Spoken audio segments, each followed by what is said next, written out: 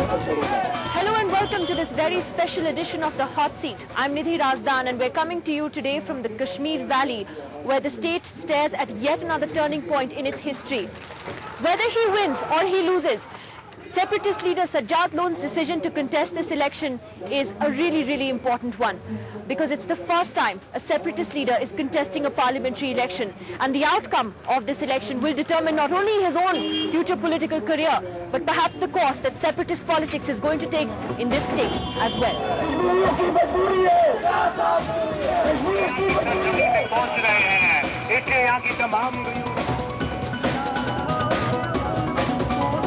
This is the road separatist leaders took last year in their protest march to Muzaffarabad. Today, one of them is taking this route to try and reach Parliament.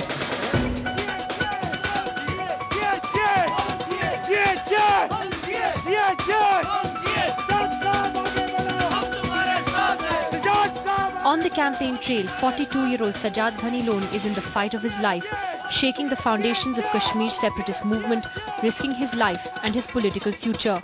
Only a few months ago, he strongly backed a boycott of elections. Well,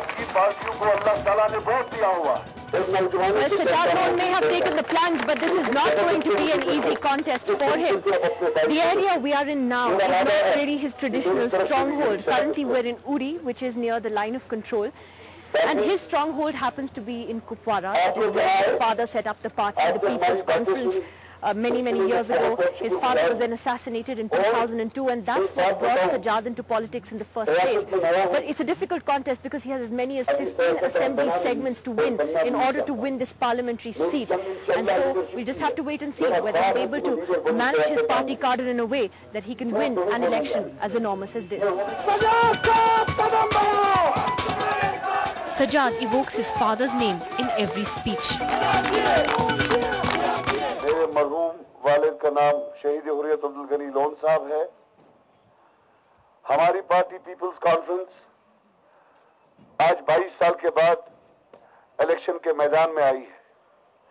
आज से पहले हम election का boycott करते आए हैं, लेकिन party ने एक फैसला लिया कि हम अपना लाएअमल तब्दील करेंगे। हमारा नजरिया, हमारी आइडियोलॉजी इंशाअल्लाह वही है जो पहले थी। ये एक लाएअमल की तब्दीली है।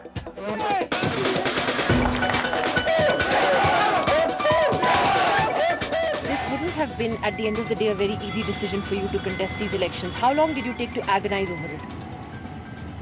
Well, to be very honest with you, I was with the family in Pakistan in December and Jan, and I had made up my mind to either quit.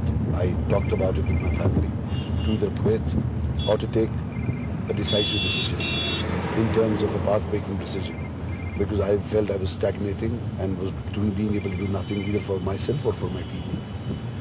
So the odds were in favor of quitting politics completely.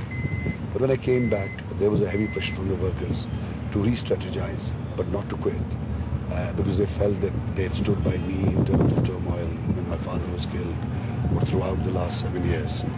So finally I said, okay, fine. If I want to be in politics, I want to do it with dignity. I don't want questions raised about me, about my credibility, about my representative character. So we said, okay, fine, the parliament commissions are coming. We'll go to people, seek their support, and take it as a representative capacity or character. But you actually, are you saying that the high turnout in the assembly elections is what made you even think of quitting politics altogether? Yes, I'll tell you something. It was a defeat for me personally. I'll tell you, District Kupwara is supposed to be my stronger area. 75% came out and voted.